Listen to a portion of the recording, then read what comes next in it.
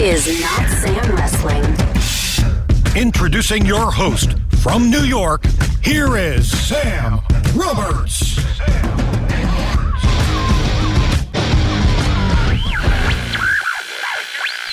Well, last time he was on the show, we were in a different world. He was actually sitting right here in the Notsam studio. Today, he's still in the Notsam studio, but he's in the Notsam studio via the wonders of technology. Ladies and gentlemen, you know him from the Busted Open show on SiriusXM every day, as well as the podcast Busted Open for anybody that doesn't have a SiriusXM subscription. You also might know him from YouTube, from the LaGreca Brothers extravaganza, which I have actually become a viewer of. Ladies and gentlemen, the legend himself, Dave LaGreca, is here. What's going on, man? How are you, Sam? And you're right. I think I was the last guest in the Sam Roberts studio before all hell broke loose. You were. And I remember it was just kind of, the COVID stuff was just kind of, we were talking about it a little bit, but it was almost this far off thing. Like, yeah, I guess there's a couple cases around here. I guess, but I don't know. I think it should probably blow over. Yeah, it'll probably blow over. And literally 3 days later, you know, the next day, both of us went into Sirius to do our respective morning shows. And it was 3 days later. We're sitting at home at night, and Tom Hanks gets it, and some NBA player gets it. And then that's it. That's it for America. That's it for the world. We're done. And after we did the show, we went for a slice of pizza. And that was the last time, like, I sat in a physical restaurant and enjoyed food other than in my kitchen. Isn't it wild to think too that it was like it wasn't even like, it's not like it was a restaurant, it was this little pizzeria. Like, talk about social distancing. That was not a thing. It was like tables on top of each other, and we basically, like, our plates were rubbing up against each other. They were touching because the table was so tight. We got in the car together to drive there. I mean, we were basically super spreaders at that point. Yeah, we were, and the world changed. Think about that. We're in a pizzeria on top of one another, in the car, no mask. I mean, this is, and the world just completely changed. Yeah, like, if you saw our behavior that day, 1 week later, you'd be like, the irresponsibility of these two. What is wrong? Like, social media would have had a feeding frenzy if they saw how irresponsible we were being. It's true. But it was before. We didn't know. We thought it was, we had no idea. It's true. We were like, this whole thing, like, yeah, it's going to blow over. Right. It's like, yeah, there's like a couple people in your town that may or may not have, but we don't know. We don't know. And then I believe it was, I mean, probably that Friday that SmackDown was from the Performance Center for the first time. Because, I mean, we take it all for granted now, but it's so funny. Like, that episode of SmackDown, the first, because Monday, that's how different it was. Sunday, you and I were doing our thing. That Monday, Raw was in an arena full of people. 10,000 people sitting on top of each other there to watch the build-up to WrestleMania. And 4 days later, the Friday, was the first empty Performance Center show where it was like, but that one was a blast because people kind of thought, they were like, we'll do this for 3 weeks and then be back to normal, because Triple H is on commentary. Michael Cole is doing 150 things. Bailey is talking to imaginary fans. Like, we were just, it was all temporary, not realizing, oh no, this is it now. This is going forward for the foreseeable. This is what we're looking at. And even like Wednesday, like AEW Dynamite on that Wednesday was an arena full of people. Yep. So even just like 2 days before. And I remember, like, I didn't go, that was like my last day at work before everything got shut down. So think about that. On Wednesday, everything was kind of normal. And by that Friday, everything was crazy and torn apart. Yeah, actually, I remember people at Sirius going, like, they had tickets to the AEW show in Newark that was like a week or two later. It was their War Game show or whatever they were calling it, Blood and Guts, I guess. And they were like, I remember talking to one of the guys going like, I don't think they'll cancel it, but hopefully they won't. And I mean, not only did they cancel that show, but everyone canceled every show.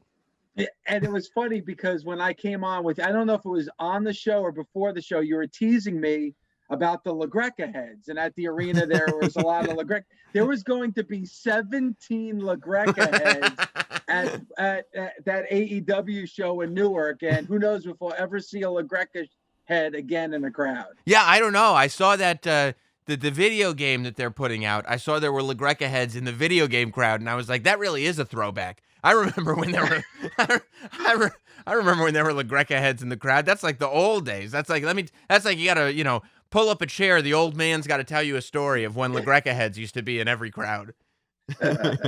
Yeah, unfortunately, I think that's the way the world is. Hopefully, man, fingers crossed. Like, we kind of take it for granted, Sam. 80,000, 85,000 fans at WrestleMania. When will we ever see that again? It's crazy. Well, what are you feeling like, just as a fan? You're not a doctor, but just as a fan, like, vaccines are getting out there. Some old people are getting them now. It's the middle of January. We've got doctors and somehow politicians have already gotten their vaccines. Yes. So yeah, which is great. So some old people are getting it now.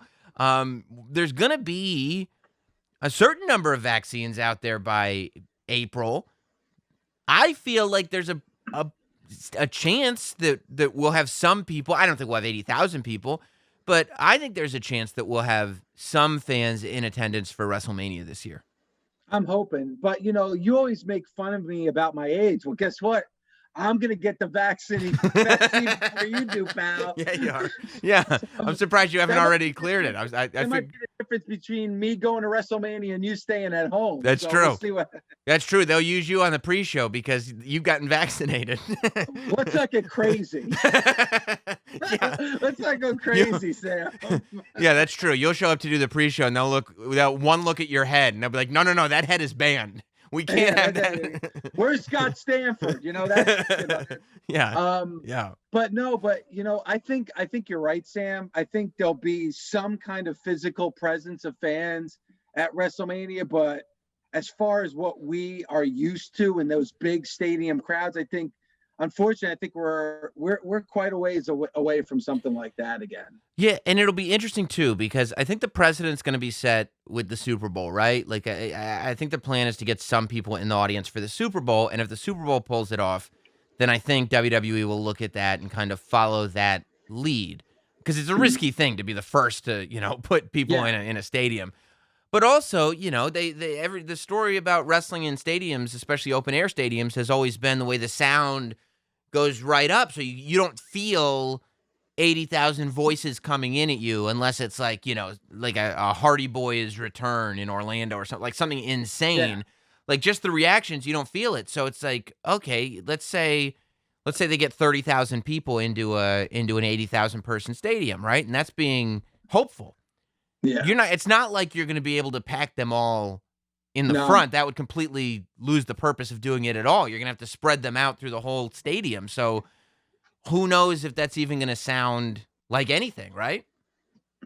Yeah, I guess I just watched, Wrestle Kingdom, and Wrestle Kingdom was on for 2 nights, and they had 20,000 fans combined for both nights. I think they had a little over 5,000 fans for night 1, and then just under 15,000 fans for night number 2. And I think we're so used to no crowd noise for something that actually sounded like this huge roar. Listen, pro wrestling's doing its best. Kudos to the WWE with the Thunderdome and the Capitol Wrestling Center with the Smoky Arena with it's something, and Daly's place for AEW where they're getting about 500 fans in a 6,000 seat venue. I think pro wrestling has done a phenomenal job across the board with trying to get a handle on the situation. But Sam, I don't know how you feel about it. I think pro wrestling has been hit the hardest when it comes to the fans as well. I'm watching the NFL. It really doesn't make a difference in the game whether there's 80,000 fans or 0 fans. You're so focused on the field, you really don't know that presence at all. But when it comes to pro wrestling, it's almost like they're as important as the wrestlers that are in the ring. And it's really lost something by not having fans in attendance. Yeah, I mean, I couldn't agree more. The Thunderdome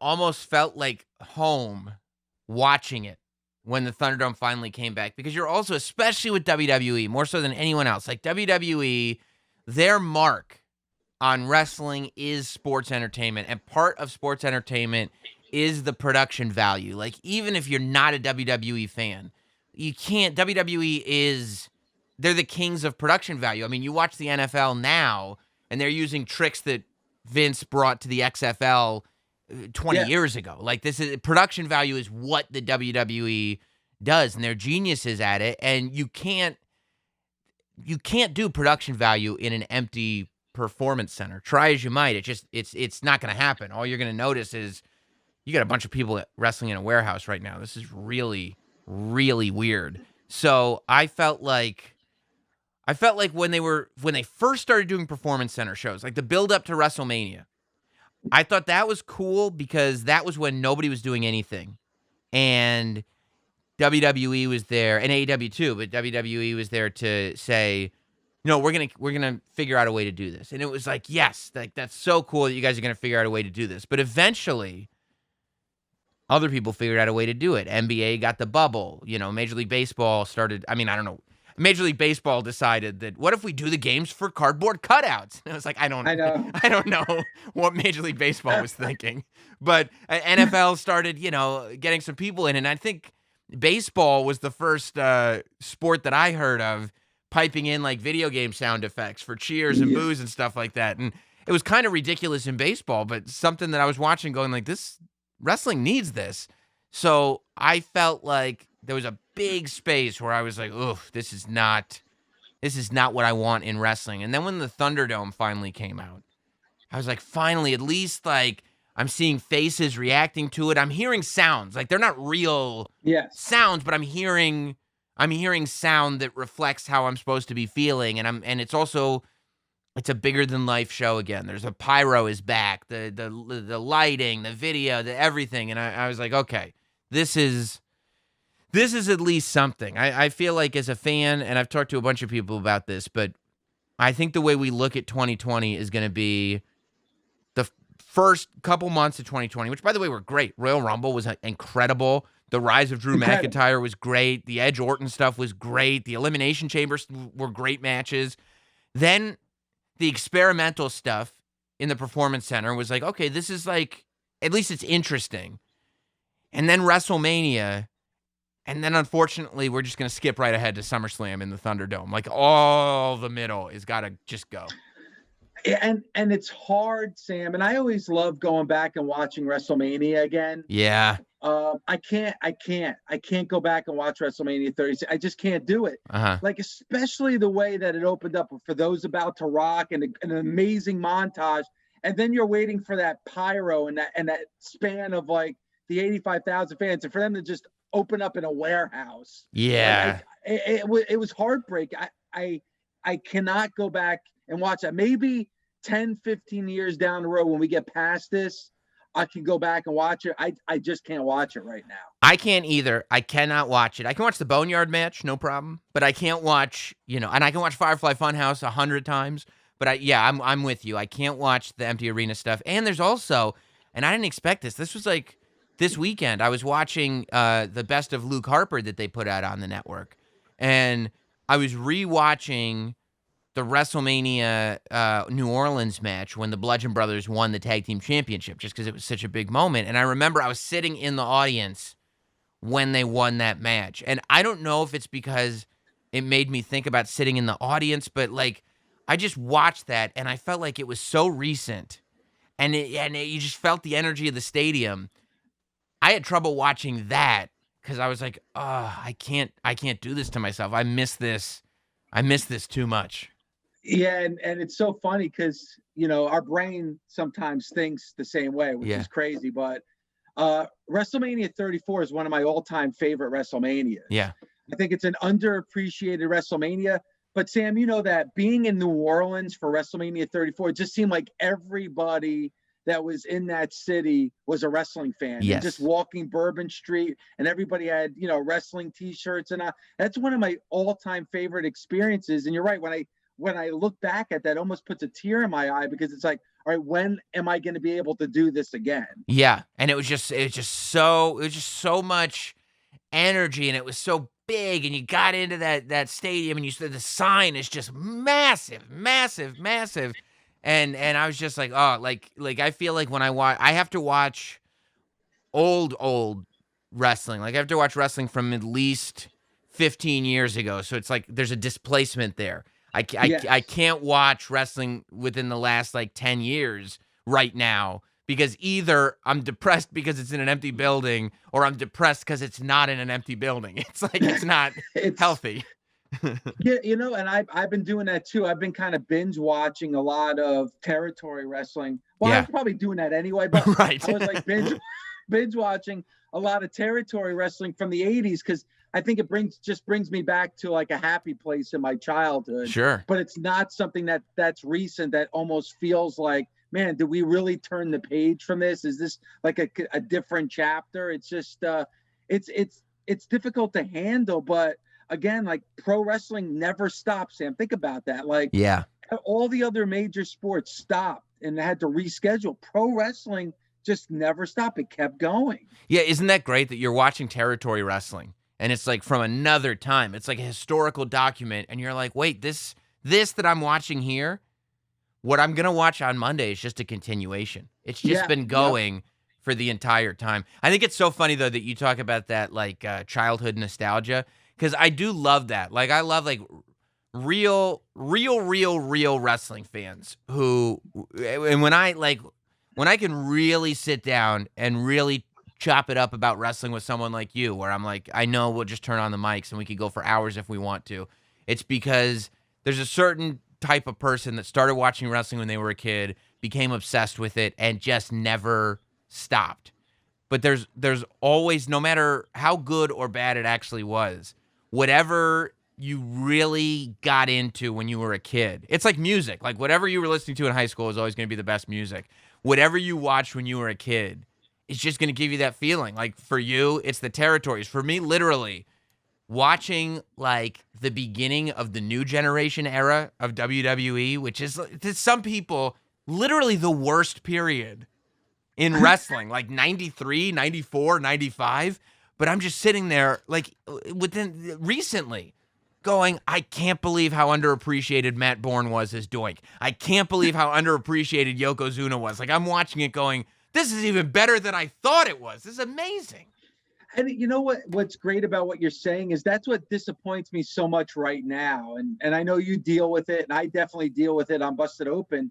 Like, instead of like the fan base like enjoying the wrestling or all the different varieties of wrestling there is now, there's become this like battle between shows, and like the pro wrestling community is really fractured right now. And I'd like if they maybe even, watch this on YouTube to understand, like, this is a gift that's been given to us. And even on my show, we could be critical, but we're watching. I'm not pointing the finger of like, how can you watch that? That's terrible. That sucks. This is great. Like, when I was young, I watched everything. Yeah. I just if it was pro wrestling, I watched everything. And it seems like our community is fractured right now, which hurts pro wrestling. That hurts the popularity of pro wrestling. Well, I actually wanted to talk to you about that, because I'd heard on Busted Open, you guys were talking about the concept of moving NXT to another night. And the idea that, like, it would just help both shows with ratings, and the concept being that, when you look at ratings, each show does better when they run unopposed. Like, when there's a Wednesday that NXT isn't on, it's a good night for AEW. When there's a Wednesday that AEW is not on, it's a good night for NXT. I think that if you split those shows, like, we're living in a world right now where mainstream, this is just the mainstream, like, this is the bare minimum of wrestling that you should be watching if you're a fan, is already Monday, Wednesday, and Friday are already musts. You could, if you want to go deep, watch Impact on Tuesday, I think, or, and I don't know what's on Thursday. I'm sure something.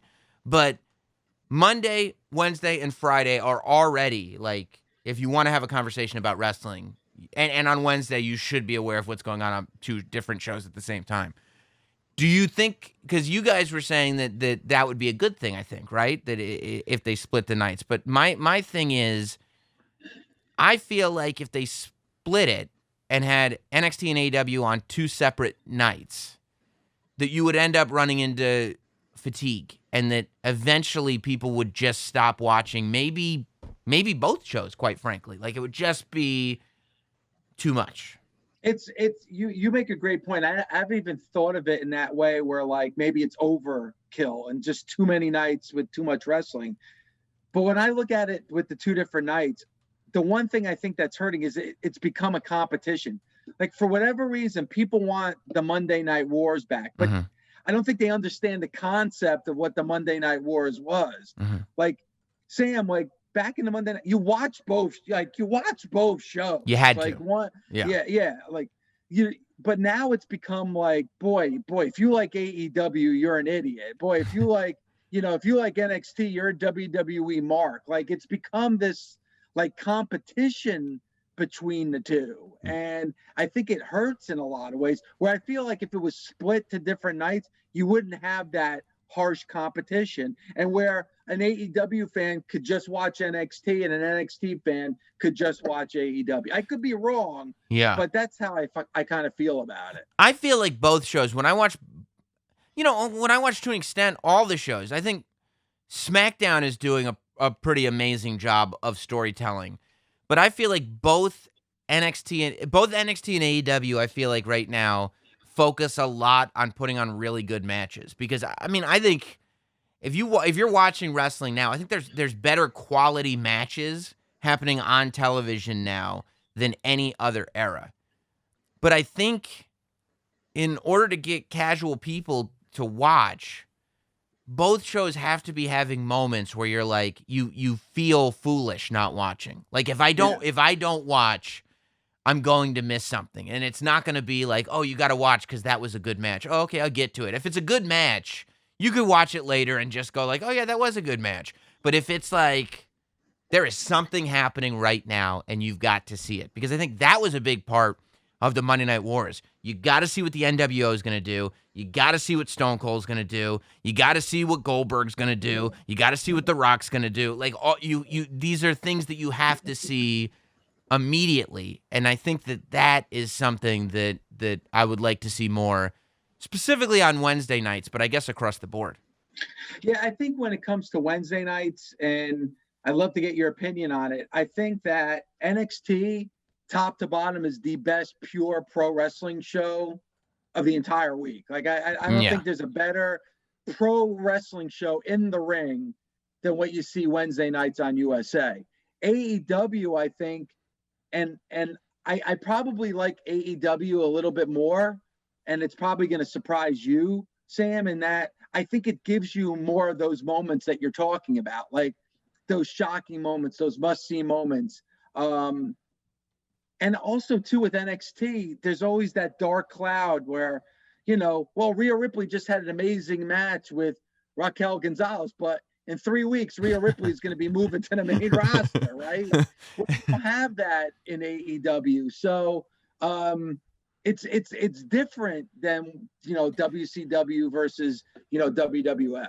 Yeah, I do think that's a good point, that, like, you do have to, in order to protect NXT, you've got to start having people from NXT go to the main roster and just kick everybody's ass. That way the vibe becomes, oh, you got to watch NXT because the next kick-ass competitor, the next kick-ass sports entertainer is going to come from Wednesday night. And yeah, if you don't have that, if you have to enter the rebuilding phase when you get to the main roster, or worse, you enter the rebuilding phase and you just stay there, I think it does long term hurt the idea of this, because I think there is that voice of contention in the wrestling world that, like, I don't think anybody sits there and says NXT is a bad wrestling show.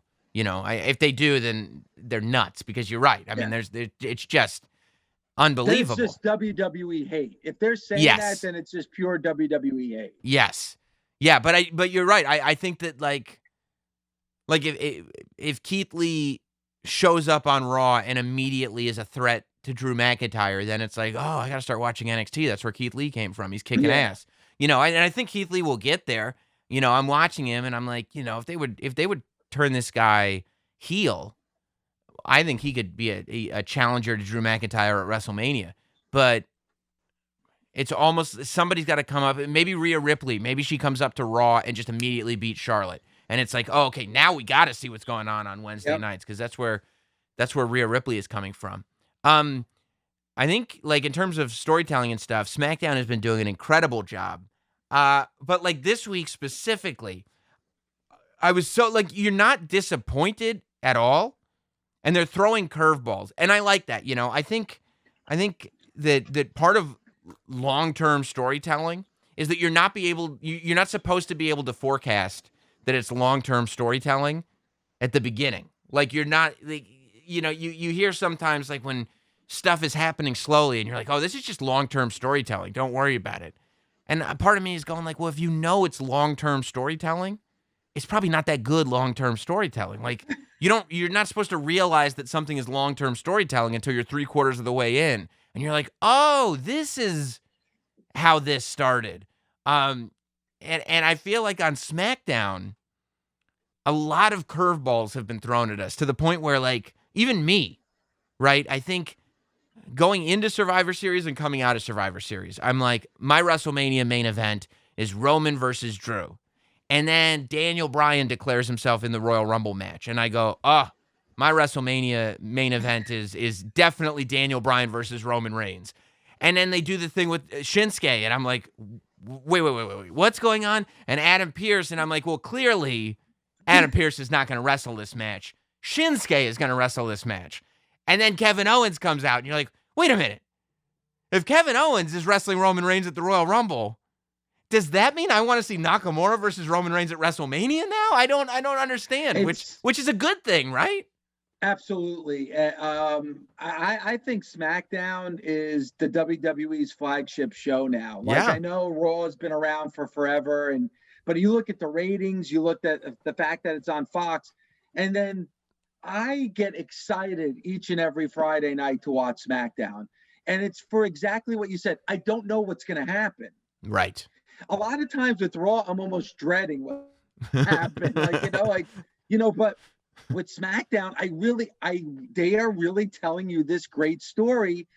And you're so right, Sam. You hit the nail right on the head. It's not about, oh, this is long-term storytelling. You're enjoying it within the moment. Right. And where it takes you week to week, it doesn't really matter, because you're so into what's happening in that moment. You're not really thinking ahead, because there's so many twists and turns every single Friday that you just get caught up on what's going on right now. Yeah, like if I said, well, who do you think's going to win the Royal Rumble? Usually you have a pretty good idea. Like, last year you're like, well, either Brock's going to go all the way or it's going to be Drew. Like, you know what I mean? Like, you kind of have, and it was still great. Like, it's not always a bad thing, right? But you usually can narrow it down to one or two people that are going to win the Royal Rumble. Like, it's kind of the only thing that makes sense. But this year, I'm just sitting there, and just on the SmackDown side alone, you could see Daniel Bryan obviously winning it, Shinsuke obviously winning it. All of a sudden, Cesaro is getting clean wins over Daniel Bryan, and you're like, maybe Cesaro's going to win the Royal Rumble then. I don't know. Or, Big E might win the Royal Rumble. He's, like, doing phenomenally. I thought the stuff between Big E and Apollo, when Big E was on commentary and he was goofing around and then he stood up and he got all threatening with Apollo, I was like, and it felt real. It felt like it makes sense. Like, Big E didn't go from goofy to angry. He just, like, kind of like a human being, just adapted to the situation that he was actually in, and you believe it and you go on the ride. But I mean, I don't remember a Royal Rumble that we were this close to that had so many possibilities. I can't tell you with confidence. I can tell you who I would like to win. I could create some scenarios if I'm fantasy booking. But Dave, I can't sit here and say, well, clearly this is who's going to win the Royal Rumble. No, and that's the beauty of it. And when you look at SmackDown right now, it reminds me of Raw in like 1998. And the fact that, like, you think about it, like, everybody on that show was a star. Like, you were emotionally invested in, like, everybody that was on that show. I feel that way about SmackDown. Like, even like Billy Kay, like, love her. I mean, like it's amazing. It's like I can't wait to see what she's gonna do next, what she's gonna say next, like where this story is going. And that's the way Raw was back 22 years ago. Like you obviously had the main event scene, but even like the mid-card scene or whatever was something that you were totally into. SmackDown is very much that same plan, that same game plan as it was 22 years ago. Now, you mentioned Raw, completely different than what I see on Friday night, but they're getting it so right on Friday. Yeah. It boggles my mind why they can't do the same on Monday nights. Yeah, because you go like, well, who's running Raw? Same people as running SmackDown. What? How is that possible?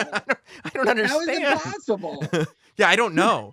I don't know. I have no idea. I'm just like, whatever the thing that you do on Friday, do some of that on Monday. You don't have to do all of it. I mean, just some of it. I don't know if it's the 3 hours thing throws you off, or I don't know. But yeah, I mean, I'm at the point now where I'm sitting here going like, wait a minute. Like I'm what's that feeling that I'm having? Am I interested in the Apollo Crews character? Am I interested in the journey that Apollo Crews is on? I never thought that would happen. All it took was seeing Apollo Crews sitting next to Roman Reigns. Yeah. And yes. And you couldn't even hear what they were saying. Mm-mm. Like most of that conversation, like you couldn't even hear. It was like in the background. And already all that time he was on Raw. Think about it. Like you're like, oh yeah. Like, like, but all it took was him sitting on a couch with Roman. I'm invested in Apollo Crews now. Yeah. And what's great is like they do Talking Smack, which we see the clips of, on Twitter every Saturday. And I think every single weekend, it's like, oh my God, look what Paul Heyman did. Look what Paul Heyman did. Look what Paul Heyman did. And it's always so good. But they do such a good job of having Talking Smack complement what's going on SmackDown and further the stories. But if you don't watch Talking Smack, you can turn SmackDown on the next Friday and you don't feel like you've missed something. Like you're not like, where's this coming from? Oh, didn't you watch Talking Smack? No, I didn't watch Talking Smack. I don't know anything. Well, if you'd watched Talking Smack, it's not on me. It's on them to tell me. And I think they do a really nice job of making it so that Talking Smack is really good content and it's a good show. But if you miss it, you'd be okay. You can still just watch SmackDown. And it's completely the opposite when you talk about Raw Talk. Like, you're getting like Mustafa Ali is, arguing with R-Truth about Hogan. And it's like, wow, like, boy, why can't they put that on Monday night? Because then I'd be, invested in Retribution. Right. And it's the same thing with social media. They did such a good job on why each character of Retribution is doing what they're doing. But they did it on social media. Well, why can't you show me that on a 3-hour Monday Night Raw? Yeah, it really is weird with Retribution. Like, if you just go by the social media, you're going, this is one of the best factions of the year. This Retribution faction is absolutely incredible. And then you turn on Raw and you're like, this is no. I saw Retribution must have been something else. I saw on social media they were awesome. I don't know. Yeah. I don't know what happened. I mean, even T-Bar's got this amazing Twitter account, and I'm like, this makes sense. But it really does show you that, like, it's to me, it's great to see people that care that much about their characters. Like, that's what you want out of performers, to figure out how to get that message out there, regardless of, the writers want this or creative wants that, or I have to do this on TV or that on TV. It's like, just figure out what the good chunk of this character, there's got to be something you can make work in there and make that work. And I feel like it is happening on Raw Talk and social media. But when we go back in history and that stuff still exists, you're like, oh, we'll always know. If they'd done more of this on that, could have been awesome. Yeah, I almost feel like, in 10 years, there's going to be a special on the WWE network about Retribution and, what went wrong. And, you're going to be on there saying, boy, if they would have just done more on Raw, like, if they would have just what they did on Raw Talk and social media, if they would have put that on there, that would have been a storyline that worked. But, we'll see. It really is interesting, too, with Ali specifically. Like, I was waiting for Ali to turn heel for the longest time because he had every reason to. Like, I felt like coming off of Kofi Mania from all the way back then, like the perfect story was that Kofi Mania was stolen from Mustafa Ali. And he was kind of hinting at that on social. Like, he was kind of like putting out tweets going like, I remember Kofi, and they're on the same brand and everything, but it's just like, I don't know. I like the Twitter Wrestling Federation. It's got good stories. And Ali, like what he said about Hogan, I loved what he said to R-Truth about Hogan. Like, I get that they paved the way, but when are we going to be able to travel on that road? Why do they insist on bringing back these former legends? And I hear that, and I'm like, he's 100% right. There's never been a time that I can remember, Sam, since I've been watching pro wrestling where they're so reliant on stars from 15, 20 years ago, like they are right now. There's always been that passing of the torch. There's always been that, King in the Ring moment with Stone Cold and Jake Roberts, where it's like, there's Stone Cold talking down to a legend. Jake Roberts with his head bowed down in defeat. Like, you need that moment. Stop putting all these wrestlers from the past on this platform that you can't knock them. They need to be knocked down. They absolutely, because you need to pave the way for your younger talent to move forward. Now, when you say that, you're not talking about Randy Orton being disrespectful to the world's strongest man. Don't get me started about Randy Orton, that human piece of filth, Randy Orton. It really didn't seem like, when all told, like when you watch that whole episode of Raw, it didn't seem like wholly unnecessary that Randy Orton was being so mean to people. He didn't light anybody on fire. He was just walking around being rude to people. It's like, what's that guy's problem? It's so funny. Like, there's a couple things that hit me on Raw. Like, I love the fact that Triple H said, when you drop that match, on Bray Wyatt, I was like, I was so proud of you. But man, the way you talk to those legends in the back, shame on you. The fact that you burned a man alive, I'm proud of you. But how can you say those words to the legends? And then the other thing, Sam, is the whole show is Randy Orton disrespecting the legends in the back. But then the end of the show is Goldberg comes out and tells Drew McIntyre, I know what you're thinking. You're thinking that you're better than these legends on the entrance ramp. I'm like, wait, did they just put the wrong person in that role? Yeah. What happened here? Yeah, I was like, Drew, I feel like Drew has gone out of his way to be very respectful. The legends helped him win that ambulance match. If I'm not, I was just gonna say, exactly. Like, he's friends with them, I think. I don't know. Hey, did you think about, because one of the things I was thinking about on this podcast, I think all of us who cover wrestling a lot were thinking about it, that there was this point, early last year where there was this option of maybe there won't be new programming. Like maybe the WWE and everybody else will start putting on best ofs or whatever they're going to put on. Do you think you would have had a good time doing a wrestling show that's on every day, just coming up with things to cover from the old days? It would have been challenging, but I think it would have been fun. Yeah. I think like on Wednesday, on our Wednesday show, it's myself and Tommy Dreamer. Usually Tommy and I go into this rabbit hole of, wrestling from the past or moments from the past and things like that. To stretch that out to 5 days a week would have been a challenge. But you know what, Sam, I think we've seen it, even with a lot of podcasts that are out there. They do more of like the history of pro wrestling or watching a Raw from 25 years ago, as opposed to talking about a show now. I would not have liked it to happen. I'm glad that there's original programming, but I think it would have been kind of fun too. Yeah, I think it would have been fun. I mean, on the network show, I'm specifically just talking about stuff from the past because I want the shows to be evergreen. They're not topical at all. And it's so fun sitting there, like, getting on the network and rebooking Vader in 1996. It's like, it's a good time, especially when you can look at it with 20/20 hindsight and all of a sudden you're a genius, right? Yeah, I mean, and just looking back at certain wrestlers and stuff, and it's crazy how many people are still obsessed with wrestling from the past. Yeah. I was, it wasn't that long ago. I think the last time I was on with you, I said, 2019 to me was one of my favorite years as a wrestling fan. Like, I know that seems like such a long time ago Right. now, but Wasn't that like 10 years ago? yeah, but 2019, when you look at the whole health of the industry, Yeah. that was a great year in pro wrestling. We're not that far removed from that. No.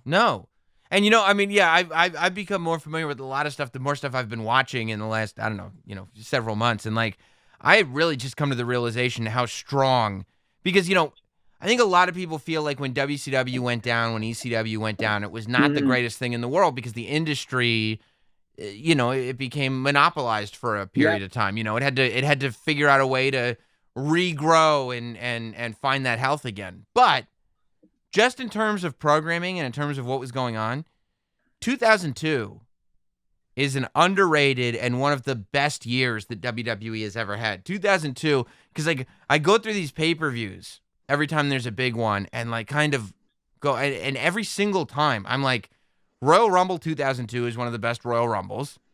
WrestleMania that year was outrageous.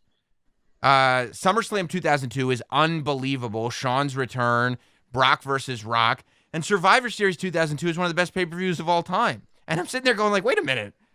Was 2002 like one of the best years ever, the beginning of the Ruthless Aggression era? And the answer is yeah, 2002 is incredible. Yeah, I think it's fun to kind of look back. I mean, that's a show right there, like one of the best years, like kind of breaking down some of the best years in pro wrestling. And I think in every decade you have like one of those strong years that could go up against any year from any other decade. And I'm a fan of the Ruthless Aggression period. Like a lot of people look back at that and thought like, oh, after the Attitude Era, that was a step down. I am not one of those people. I'm a huge fan. I think, and people are probably going to watch this and listen to this and probably kill me on it, but I think Ruthless Aggression era is just as good as the Attitude Era in a lot of ways. When you look at match qualities and matchups and things like that, like I think it's on par with a lot of what we saw during the Attitude Era. Yeah, I mean, the Attitude Era, number one, so many people associate it with when they were kids. Like, that's that high school thing that we talk about. So it's going to be romanticized. But also the star power, right? The Attitude Era is unmatched in terms of actual star power. Mainstream stars. The NWO and D-Generation X are still household names. You have Stone Cold. You have The Rock. You have Mick Foley. Just star after star. Goldberg, DDP, Sting, like everyone.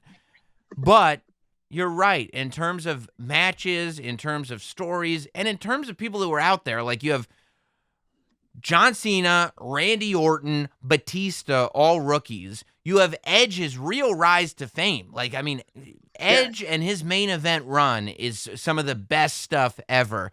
And again, I mean, you talk about underrated performers. People think that I don't know if people think I'm being ironic or not, but if you really look at it, Umaga is like one of the best of all time. Umaga is insane. You can even see it when he's doing stuff as Jamal in 3 Minute Warning. Like, that's what I was watching in Survivor Series 2002. You can see that this guy's different. This guy's special. And then when he comes out with the paint and he's got the tattoo on his belly and everything, and he's Umaga, I'm like, oh my God, Umaga. Like, he could have been so much more. He would have been. Yeah, it's crazy. Yeah. But you just said it, 2002, that WrestleMania 18. That's, like, just listen to the crowd of that WrestleMania. I mean, it's hard to find the WrestleMania crowd that was more into what was going on in the ring than that WrestleMania in 2002. Yeah, and people like, they put on the historical lens and they're like, well, that was, Hogan and Rock, and clearly that match should have ended the night and everything. And while that's true in hindsight, obviously, nobody could ever follow that. Like, people think it's ridiculous that Jericho and Triple H ended that show. But what you don't take into account, because people don't think of Triple H this way. I feel like people think of Hunter Hearst Helmsley, then they think of the Game as a heel, and then they think of Evolution. And those are the 3 steps of Triple H. But they don't remember that, like, the end of 2001, coming off of the quad injury, going into 2002 and the Royal Rumble 2002, Triple H was literally the biggest babyface in wrestling. I mean, the ovation he got when he came back, everybody was excited that he won the Royal Rumble. Like, I think it's understated now what a big deal good guy Triple H was in the beginning of 2002 and the end of 2001. Agreed. And then, but people forget, WrestleMania 25. To me, the greatest WrestleMania match of all time between The Undertaker and Shawn Michaels. Yeah. That wasn't in the main event. That wasn't the last match. Right. It was Triple H and Randy Orton. Mm-hmm. And I agree with you. One of, greatest pro wrestling moments at the Garden was, was Triple H coming back, and that it was nuts. Yeah. That and people kind of sleep on that. People kind of forget that moment. Go back and watch that moment. Go back and watch that crowd. It was insane. I did a monologue on the network show that I thought about you when I was doing it because I wanted your opinion on it. So I'm glad we're here to talk about it because this was like around Christmas time. And I was sitting there thinking about it. And I really went through every year. You're not, I'm a WWE guy. I've never made a secret about that. I've come on Busted Open and been like, this is the starting point we have to get at. If this is going to be your hang up, we're not going to be able to have a conversation. Because I'm telling you, I'm a homer for WWE, and I always will be in NXT, the whole thing. Like, it's from when I was a kid. That's just me, It has nothing to do with people are like, oh, ever since WWE started paying you, you became a shill. I was a shill way before. Way before WWE even knew who I was, okay? But I was going through it, and this is taking my bias aside. You're an NWA guy, Dave LaGreca. You know what I mean? You respect the NWA. So obviously, Starrcade is a very important event to you, yes? Yes. Okay. I will say every kind thing you can say about anything for Starrcade 83, 84, 85, all the, Flair versus Dusty, Flair versus Harley, Chi-Town Heat, everything. But Starrcade post Crockett, and I mean all of it, like every Starrcade from 1990 and on, every year sucks. I couldn't agree with you more.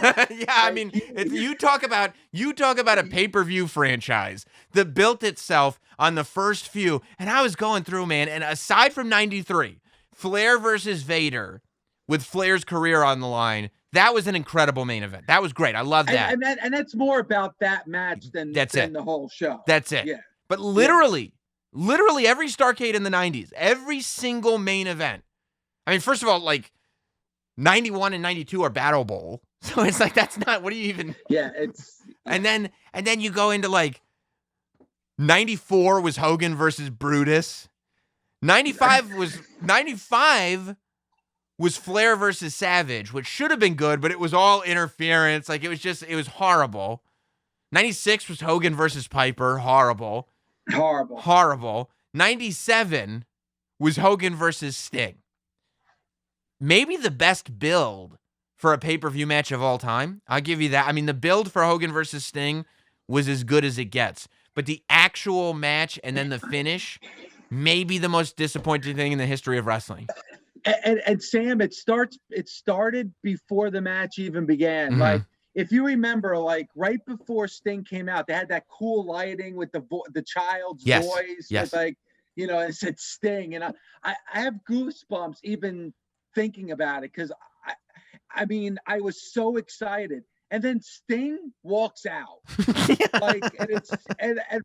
He's walking out the last place he wanted to be was there in that moment. First of all, you're going to have Sting return, just gradually walk out from the back, dragging his feet, walking to the, with all the moments that we had, like you said, maybe one of the greatest builds towards a match ever. And without a doubt, the most disappointing beginning, middle, and end to a match I have ever seen. Yeah, I mean, you talk about a guy who's literally spent a year and a quarter. He spent 16 months hanging out in the bleachers of every building WCW was in. Yeah. And today he's been in the locker room all day. What? Yeah, comes out from the back just like everybody else. What? What world? What are we looking at here? Don't even get me started with the end of that match because it was the most ridiculous thing I've ever seen. The end of that match, I feel like the end of that match killed Hogan, Sting, Nick Patrick, and Bret Hart all in Yes. one fell swoop. Not again. Not again. Wait, I mean, the count was fine. Like, It was a solid count. it was a solid count. He won. Like, Sting lost. Sorry, I don't know what to tell you. He spent all his time in the bleachers. He obviously wasn't seeing the leg drop coming. Sting lost. What do you want? I don't know what you want me to tell you. And Sam, I get killed on this on Busted Open. It actually, to me, hurt Sting's legacy, that match. I agree. I think the best work Sting ever did. I think Sting's entire I'm not gonna say his entire legacy because that's disrespectful. Because the stuff he did before counts. The Clash of the Champions, Ric Flair, Surfer Sting, like definitely. But the fact is that Sting as an icon, it's that crow paint, right? He never went back to Surfer Sting. He never will go back to Surfer Sting. That's the Sting that we know. The reason that Sting is so popular is because of the year and a half build up to Starrcade. That's the best time in the history of Sting. And Starrcade comes along, and they can't capitalize on building the most popular character in the history of WCW. And listen, a lot of people go back to that and said that killed WCW. Obviously, we know that didn't. But man, like it was really kind of the cracks in the foundation. Yeah. After that. Yeah, it was definitely a sign. And like for me, you go a year further into Starrcade, right? It's not like they were like, oh, okay, that's rock bottom for Starrcade because it kept being bad. Like the next year was Goldberg's streak ending via cattle prod, which by the way, in theory, and maybe this is just because I was a big sexy fan. You know, look, in 95, I was running on diesel power. Okay. So I've always, I told you I love the new generation. So I was not upset when Kevin Nash beat Goldberg. I was like, this is great. Kevin Nash is amazing. The problem is that it ended up, just like Sting's entire build, Goldberg being beaten ended up being completely worthless because of the way, the real damage of the finger poke of doom, to me, was not the finger poke of doom itself, because there have been other examples of titles being changed like that, and it's okay. Like when Shawn Michaels dropped the European Championship to Triple H in a similar way, it was fine. Like, it didn't destroy the European title. It was fine. Now, granted, there's a big difference between the world title and the European title, but still, like, it doesn't necessarily, if the story makes sense, it doesn't have to kill anything, even if you don't particularly like it. The problem is that happened a week after Kevin Nash had just ended the biggest streak in wrestling.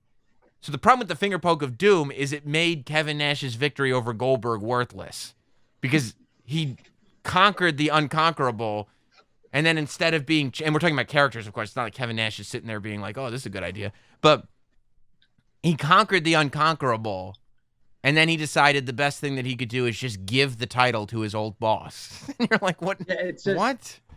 And imagine, Sam, if those moments that you mentioned happen now with social media. Imagine imagine what the social media post would be like during that Starrcade 97 main event. It would have. Hey, they would have told you this company is dead. They're out of business. They're done. Like, this is. It probably would have sped up the process, right? Yeah. It probably, for sure. Yeah, you're right. Social media would have destroyed them. But I mean, who knows? Like, if social media and everything existed, like, the thing was that in those days, part of it was you could develop a cliffhanger and you could develop these storylines that you had to tune in next Monday to watch.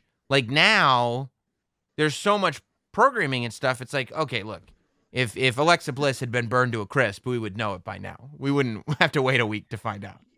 I get it, Sam, and I was very critical of that on Busted Open because, they did have a cliffhanger ending. And I was like, wow, all right, hey, Raw's, changing it up a little bit. Like, hey, the ratings are always down for the third hour. Like, it's the least rated hour is always the third hour. Well, you know what? When you have a cliffhanger like this is going to make you want to tune into the next week. And then have the cliffhangers holding the match, like, Alexa Bliss, pouring kerosene all over her body. And then Randy Orton has that lit match like what? And then it goes off. It's like, all right, what happened? Where did they? What's going on? And then they explain it the next week, like 35 minutes into the show. Yeah. He explains it to Charlie Caruso. Oh yeah, I couldn't do it. Like, are you kidding me? Yeah. Like that's how you ended with the cliffhanger, and that's your explanation? Yeah. Come on now. 35 minutes in. Did you set Alexa Bliss on fire last week? Oh yeah, no. Mm-mm. No, I couldn't do it. No, but you know what? Thanks. But there's so much content now. Like it bugged me that the lights are out. Alexa Bliss is covered in kerosene. Randy Orton is holding a match. Straight to black and straight up with Stone Cold or whatever comes on, and I'm like, okay. But if I turn on the WWE Network, let's say I'm a super fan, let's say I'm a P1, and I turn on the WWE Network, and Charlie Caruso and R-Truth or whoever, this isn't on them, are sitting there at the Raw Talk table going like, we don't know what happened between Alexa Bliss and Randy Orton.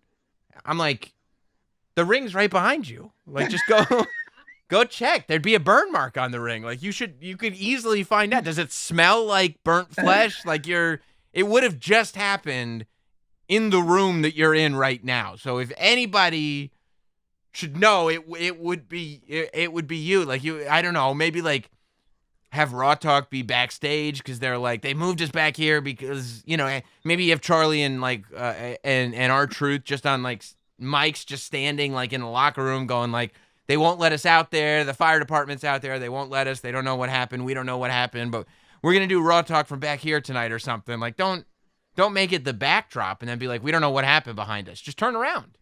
Yeah, I know. It's and Sam, you're a younger fan than I am.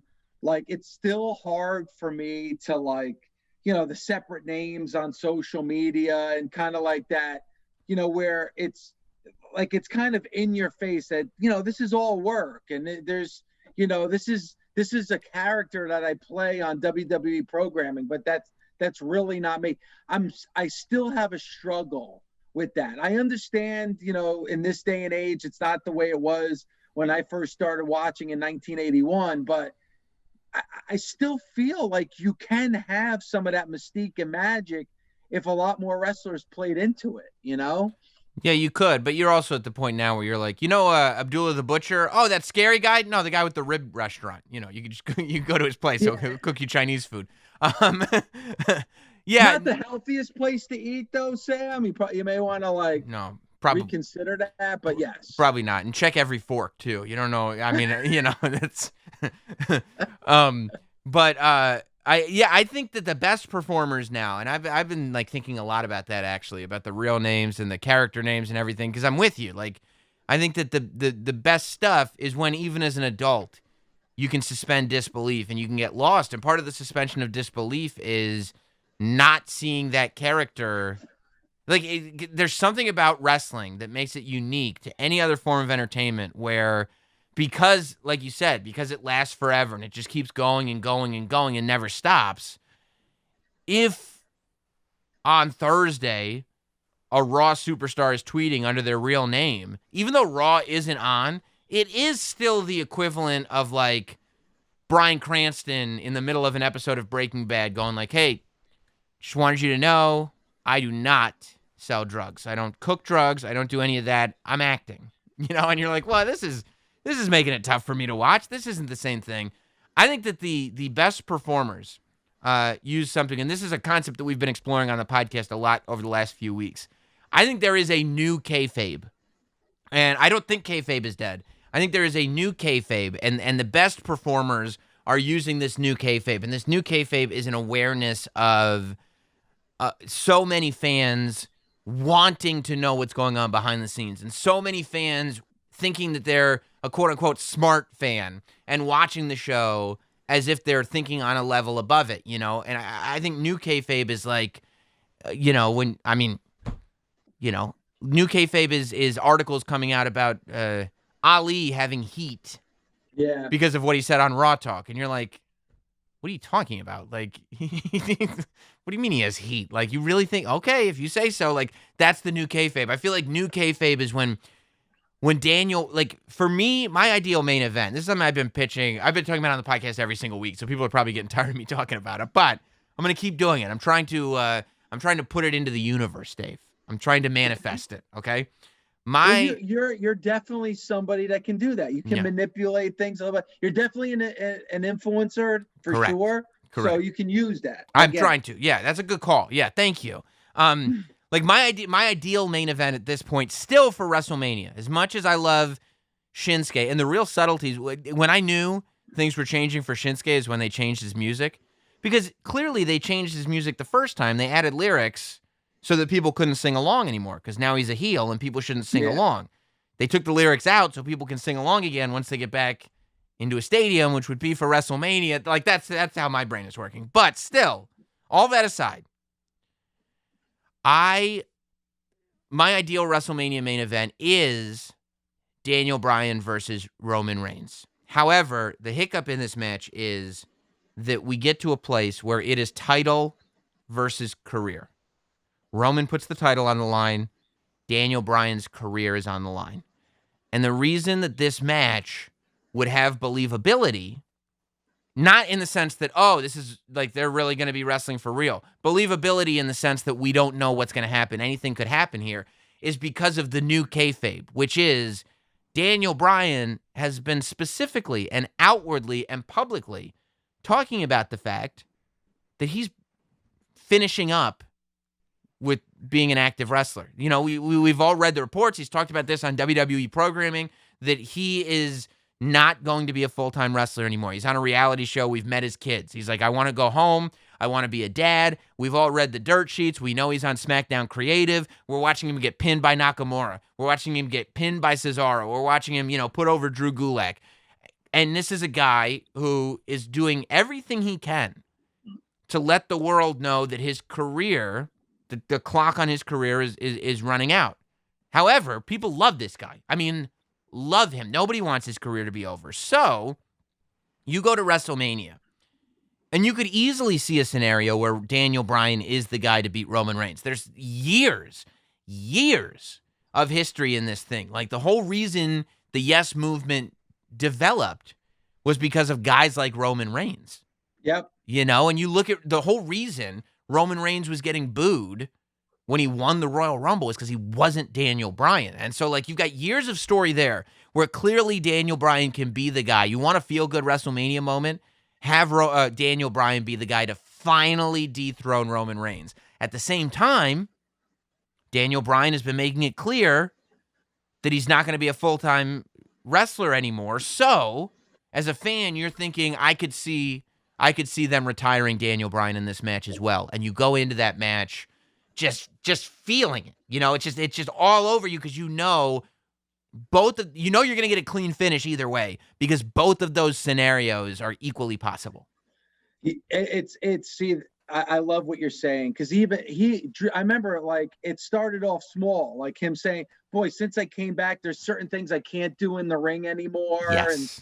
And he started it off small and then it built up where my bump card's almost all completely filled. Yes. He's done it very subtle. Yep. Very subtle. But it's built and built. And you're right. The smart fans, hey, this guy is going to retire soon. You put him in a match against Rome. And how much better is that, Sam, than let's bring out Goldberg for, the fourth return, and it could kill stories. If you were building toward, I'm not saying this is what they're building toward, but this is what a lot of fans think they're building towards. They're thinking that Goldberg's going to take out Drew McIntyre at the Rumble, and then it's going to lead to Goldberg and Roman Reigns. Okay? Nightmare fuel. If you did that, and there was fans in attendance, they would boo Goldberg and cheer Roman Reigns, which is not the response that you want. Quite frankly, they might boo both of them. And you're like, you're kidding me. After all this work we've put in, we've got another Roman Reigns WrestleMania main event where the match is just getting booed out of the building. Like, come on. And it's so frustrating, Sam, because you were there, in New Orleans. We just talked about it, WrestleMania 34. That match between Roman and Brock was a great match. Yeah. It was a great main event.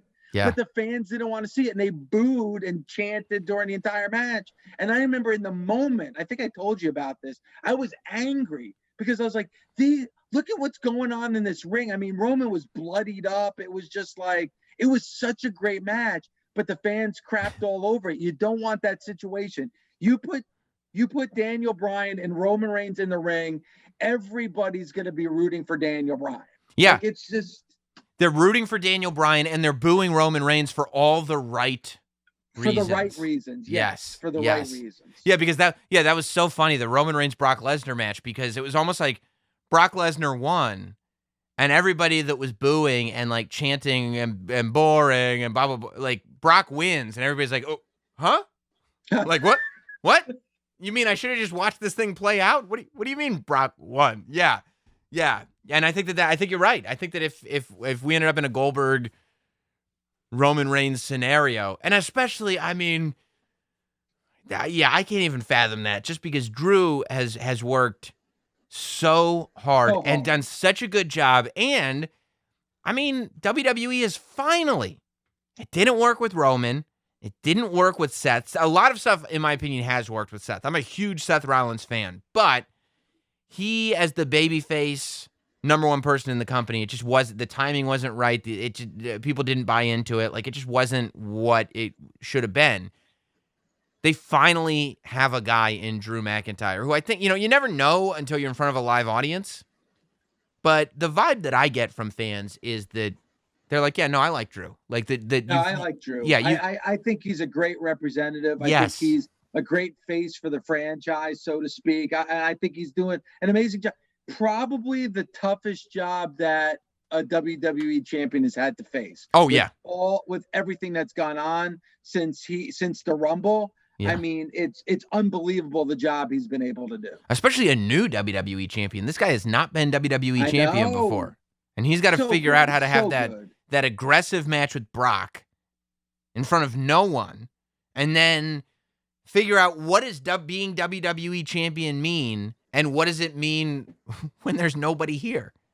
Yeah. Yeah. So I think that would be, a twofold problem. Number one, all this amazing and just wonderful work that WWE and Roman Reigns have done in building this perfect Roman Reigns character. Perfect. And number two, I feel like it would be terrible for Drew McIntyre and completely unfair.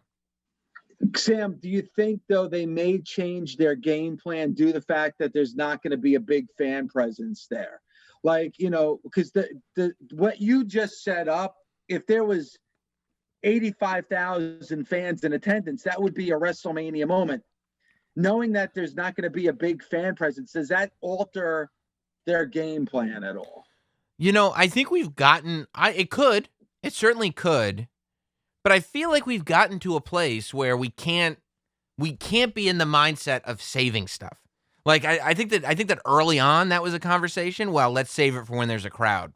But I don't think that can be part of the conversation anymore. When you've been in this thing for a year, and I see a light at the end of the tunnel. I think we're on the home stretch, but who knows how long the home stretch is actually going to last. And even after everybody's cool, and even after the vaccinations have gone out, who knows what kind of process you're going to have for getting tickets? Who knows how many people are going to feel comfortable in an arena or a stadium? I would think a lot of people, but who knows? So, I hope not is the real answer. Like, I hope that that's not what's in anybody's head in any wrestling promotion, because I don't think we're at a place where we can, if you've got it now, you have to understand that your fan base is still watching, and you're still responsible for entertaining the fan base and for keeping them watching. So just because you won't have that reaction doesn't mean you can't give that fan base good point something that they're going to love at home. It's a good point. Yeah. You're right. Yeah. Because you don't know how long this is going to take. Exactly. It's an excellent point. Exactly. Yeah. Well, Dave LaGreca, it is an absolute pleasure talking wrestling with you. It's always so easy. Of course, everybody, I'm assuming everybody already does listen to Busted Open, but if you don't already, The Rise of Busted Open is one of, if not the greatest untold stories of SiriusXM. They'll never give you any credit for it, but I know they'll never give you any credit, and they will never tell that story. They will not. I'll always know it. I watched Thank it. You, Sam. I saw it, and I'll tell that story to anybody who will listen, because It's an amazing, inspiring story that should go in a book one day, but nobody at Sirius will write it. No, but you know what? I thank them for the opportunity. Yes, and they have, and everybody at Fight Nation, I think, has come around and really supports Busted Open. I know you guys have done a lot of fun events on Zoom and figured out ways to do interactive fan events, even with all this going on. But you can hear Dave with Bully Ray, Mark Henry, and Tommy Dreamer. I mean, these aren't guests, okay? These are co-hosts. It's pretty cool. That's what an amazing show it is with all kinds of guests every morning on SiriusXM Fight Nation, as well as the Busted Open podcast that's available. And as sick as I admittedly am of the conversation, is Die Hard a Christmas movie or not, I still fell into watching the conversation between you and your brother on YouTube about whether or not, and I actually went back and watched it. I was like, you know what? Before I land on this, let me give it a fresh watch just so I'm not biased. And Die Hard is not even remotely a Christmas movie. It's not even close. And I realized that's why I'm so sick of the conversation. I think it's infuriating. It's a ridiculous comment by people. It's ridiculous. Yeah. I mean, it's literally the only thing is that it happens to take place in late December. That's it. And by the way, the only reason, and this is why I'm glad I rewatched it, the only reason it takes place at Christmas time is not to make it a Christmas movie. It's so there's an excuse that the building is empty. That's it. The building has to be empty for the movie to work. And the only reason an office building would be empty is, number one, a pandemic, which nobody realized, you could just do a pandemic. And number two, it's Christmas. The only reason that movie takes place at Christmas is because the building has to be empty. And by the way, the only reason Die Hard 2 takes place at Christmas is because you need a crowded airport. And when is an airport more crowded than Christmas? Exactly. And Sam, the biggest thing, it was released in the middle of July. Who releases a Christmas movie in the middle of July? No one. No. It's never happened and it never will. And thank you for it's a LaGreca show on YouTube. Don and Dave LaGreca. So I appreciate you watching that. That means a lot to me, Sam. Well, I like watching it because it's like watching two brothers fight if the two brothers were also sports talk show hosts. Like you guys sound like two brothers bickering, but you also sound like, sports radio guys fighting with each other. And it's just like there's that brotherly familiarity, but there's also the sort of verbose, full of yourself thing that all of us radio people have. That just bleeds through, and I think it's brilliant. I love it. Well, I'm glad that you look at pro wrestling like a sport. So that's you know what? I think that's what makes Busted Open unique, is that I do feel like because of your background, specifically, but I also think that obviously Bully, Mark, and Tommy as well. But I think because you have a background in sports radio, that you cover it like a sports radio show. And I think that that's intentional, but I think it separates it, and I also think it lends a seriousness and a credibility to pro wrestling and a reason to talk about it every morning. Well, thanks, Sam. Yeah. You're somebody that definitely, like you talk about paving the way, you definitely were able to do that as well, because you said about my story, your story is amazing too. And, maybe one day they'll use Dave LaGreca and Sam Roberts to do some kind of seminar or something. Yeah. We'll have to organize it ourselves. We'll do a couple TED Talks for everybody. It'll never happen. But thank you, Dave LaGreca. It's always great. Thanks, man. I appreciate it.